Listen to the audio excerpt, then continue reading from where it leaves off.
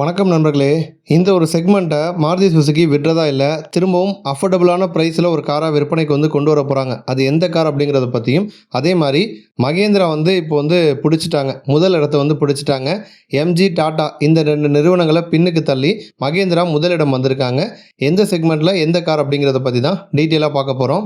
முதல்ல மாருதி சுசுகி அப்டேட்டை பார்த்துருவோம். ஜென்ரலாகவே இந்தியாவில் மாருதி சுசுகி அப்படின்னு சொன்னாலே விலை கம்மியாக இருக்கும் கார்கள், சின்ன கார்களாக இருக்கும். முதல் டைம் பையர்ஸ் பெரும்பாலும் மாருதி சுசுகி பிராண்டு கார்களை தான் வாங்குவாங்க. ஆனால் இன்றைக்கி இருக்க நிலமை அந்த மாதிரி கிடையாது. ஏன்னா எஸ்யூவி பக்கம் மக்கள் போக ஆரம்பிச்சிட்டாங்க. மாருதியில் விற்பனையில் இருக்கக்கூடிய சின்ன கார்களுக்கு பெருசாக வரவேற்பு இல்லை. ஒரு காலத்தில் மாருதியில் ஒரு நல்லா அதிகமாக ரீச் ஆன காரு, நல்ல சேல் ஆன காரு, நிறையா மிடில் கிளாஸ் பீப்புளுக்கு இதுதான் முதல் காராக இருந்திருக்கும். ஆல்டோ 800 அந்த காரெல்லாம் இப்போ டிஸ்கண்டினியூ பண்ணிட்டாங்க. இப்போ அந்த என்ட்ரி லெவல் செக்மெண்ட் அப்படிங்கிறது ரொம்ப தடுமாற்றத்தோடு தான் இருக்குது. ஆனால் இந்த செக்மெண்ட்டை விட்டுறக்கூடாது.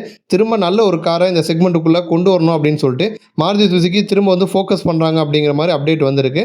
இப்போ அந்த வரப்போகிற காரை பொறுத்த வரைக்கும் நம்ம இந்தியன் ரோட் கண்டிஷனுக்கு ஏற்ற மாதிரி அதை டிசைன் பண்ணுறாங்களாம். பவர் ட்ரெயின் பார்த்தோன்னா மல்டிபிள் பவர் ட்ரெயின் கொடுக்க போகிறாங்களாம். மைல்டு ஹைப்ரிட் டெக்னாலஜி வரப்போகுது, ஃப்ளெக்ஸ் ஃபியூவலு, சிஎன்ஜி இந்த மாதிரி மல்டிபிள் ஆப்ஷன்ஸ் கொடுக்க போகிறாங்க. ஓரளவுக்கு ஷிஃப்ட் கார் மாதிரி நல்ல ஸ்பேஷியஸாக, நல்ல இடவசதியோட, நல்ல ஒரு எஸ்யூவிக்கான லுக்கோட தான் அந்த கார் வரப்போகுது அப்படிங்கிற மாதிரி சொல்கிறாங்க. ஏன்னா இப்போதைக்கு மாருதி சுசுகியில் எடுத்துக்கிட்டோன்னா எஸ்ப்ரெஸோ இருக்குது, K10 இருக்குது. இந்த கார்களுக்கெல்லாம் முன்னாடி அளவுக்கு ரீச் இப்போ கொஞ்சம் கூட கிடையாது. இப்போ எஸ்ப்ரெஸோ எடுத்துக்கிட்டோன்னா பேஸ் மாலோட ப்ரைஸ் 3 லட்சத்துலேருந்து எக்ஸ்ஷோரூம் ப்ரைஸ் ஸ்டார்ட் ஆகுது. K10 போனோன்னா 3.70 லட்சத்துலேருந்து ஸ்டார்ட் ஆகுது. பட் மக்கள் இதோட ஒரு 2 லட்சம் கூட போட்டு நான் வேறு கார் எஸ்யூவி பக்கம் போகிறேன் அப்படின்னு சொல்லிட்டு இந்த சின்ன கார்களை பெரும்பாலும் வாங்குறது கிடையாது. இப்படியே விட்டுட்டோம் அப்படின்னா நிலமை ரொம்ப மோசமாக போயிடும். ஏன்னா அந்த என்ட்ரி லெவல் செக்மெண்ட் தான் மாருதி சுசுகி மிகப்பெரிய ஒரு பலமாக இருந்துச்சு. அப்போ இந்த செக்மெண்ட்டை விட்டுறக்கூடாது அப்படின்னு சொல்லிட்டு நல்ல ஃபீச்சர்ஸோட, நல்ல பவர் ட்ரெயின் ஆப்ஷனோட, நல்ல ஸ்பேஷியஸாக இருக்கிற மாதிரி ஒரு என்ட்ரி லெவல் காரை இந்தியாவில் விற்பனைக்கு கொண்டு வர போகிறாங்களாம். இப்போ இருக்கக்கூடிய ஆல்டோ K10 இருக்கட்டும், செலரியாவாக இருக்கட்டும், எஸ்ப்ரெஸோவாக இருக்கட்டும், இதுக்கெல்லாம் இதெல்லாம் ரீப்ளேஸ் பண்ணுற மாதிரி அந்த கார் இருக்கும் அப்படிங்கிற மாதிரி சொல்கிறாங்க. பேஸ் மாடலோட ப்ரைஸ் 5 லட்சத்துலேருந்து ஸ்டார்ட் ஆகும் அப்படிங்கிற மாதிரி சொல்கிறாங்க. அநேகமாக மைக்ரோ எஸ்யூவி டைப்பில் அந்த கார் விற்பனைக்கு வரலாம் அப்படின்னு எதிர்பார்க்கப்படுது. அடுத்த அப்டேட் போனோன்னா, ஜென்ரலாக எலக்ட்ரிக் கார்கள் அப்படின்னு சொன்னாலே இந்தியாவில் டாடா மோட்டார்ஸ் மற்றும் எம்ஜி இவங்க தான் தொடர்ந்து ஆதிக்கம் செலுத்திட்டு இருந்தாங்க.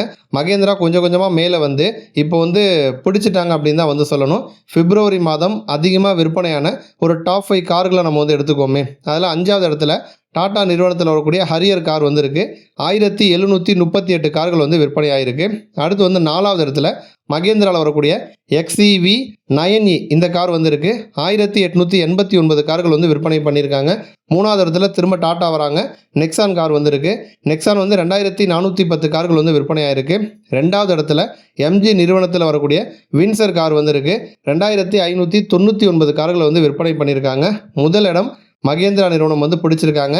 XEV 9S இந்த கார் தான் முதல் இடத்தை பிடிச்சிருக்கு. இந்த 9S அப்படிங்கிற காரு ஒரு 7 சீட்டர் MPV ரகத்தில் வரக்கூடிய எலக்ட்ரிக் கார். நம்ம இந்தியாவில் இப்போலாம் டூர் போக ஆரம்பிச்சிட்டாங்க, ஃபேமிலியாக ட்ரிப்பு போக ஆரம்பிச்சிட்டாங்க. அந்த வகையில் ஒரு 7 சீட்டர் எலக்ட்ரிக் கார்களுக்கான வரவேற்பு நாளுக்கு நாள் அதிகமாகிட்டே இருக்குது. அப்போ மகேந்திராவும் பார்த்தோன்னா நமக்கு மல்டிபிள் ஆப்ஷன்ஸும் கொடுக்குறாங்க. ஆரம்பத்தில் ஒரு கார் இருந்துச்சு, 2 கார், இப்போ அந்த டாப் 10க்குள்ளே 4 கார் வச்சுருக்காங்க.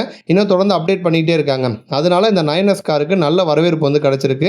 3539 கார்களை விற்பனை பண்ணியிருக்காங்க. 2வது இடத்துல இருக்க காருக்கும் முதல் இடத்துல இருக்க காருக்கும் கிட்டத்தட்ட 1000 கார்கள் கிட்ட விற்பனை அந்த வித்தியாசம் இருக்குது. இப்போ இதில் நமக்கு டாட்டாவுக்குமே பெரிய அடின்னு சொல்லலாம், இன்னொரு புறம் எம்ஜிக்குமே பெரிய அடின்னு சொல்லலாம். இப்போ ஓவராலாக அதிகமான EV கார்களை விற்பனை பண்ண பிராண்டுன்னு பார்த்தோன்னா டாடா மோட்டார்ஸ் தான் முதல் இடத்துல இருக்காங்க. 2வது இடத்துல மகேந்திரா நிறுவனம் இருக்காங்க. இப்போ எம்ஜி வின்சர் அப்படிங்கிற காரை வச்சு எவ்ரி மந்த் 4000 கார்கள் கிட்ட சேல் பண்ணி முதல் இடத்துல இருந்தாங்க எம்ஜி. அந்த எம்ஜினுடைய முதல் இடத்த மகேந்திரா இப்போ பிடிச்சிட்டாங்க. 9S கார் முதல் இடத்துக்கு வந்திருக்கு. இன்னொரு புறம் 3வது இடத்துல இருந்த மகேந்திரா இப்போ 2வது இடத்துக்கு வந்திருக்காங்க. இப்போ பிப்ரவரி மாதத்திலே அதிகமான கார்களை விற்பனை பண்ண பிராண்டுன்னு பார்க்குறப்ப முதல் இடத்துல இருக்க டாட்டா 7982 கார்கள் விற்பனை பண்ணியிருக்காங்க. 2வது இடத்துல இருக்கக்கூடிய மகேந்திரா 7168 கார்கள் விற்பனை பண்ணியிருக்காங்க. அப்போ வித்தியாசம் ரொம்ப பெருசாக கிடையாது. வித்தியாசம் ஒரு 800 கார்கள் கிட்ட தான் வந்திருக்கு. கூடிய விரைவில் டாட்டாவே பீட் பண்ணி மகேந்திரா முதலிடம் வருவதற்கான வாய்ப்பும் அதிகமாக இருக்குது. இப்போ இதில் எம்ஜி மோட்டார் பார்த்தீங்கன்னா 3வது இடத்துக்கு தள்ளப்பட்டிருக்காங்க. ஏன்னா வின்சர் அப்படிங்கிற ஒரே ஒரு காரை வச்சு ரொம்ப நாள் அவங்களால அந்த முதல் இடத்தையோ இல்லை அதிகமான கார்களையோ தொடர்ந்து விற்பனை பண்ண முடியாது. அடுத்த அப்டேட் அவங்க கொடுத்தா மட்டும்தான் திரும்ப எம்ஜி டாப்புக்கு வர முடியும். அந்த வகையில் பிப்ரவரி மாதம் மகேந்திராவுக்கு நல்ல ஒரு வளர்ச்சி. நன்றி.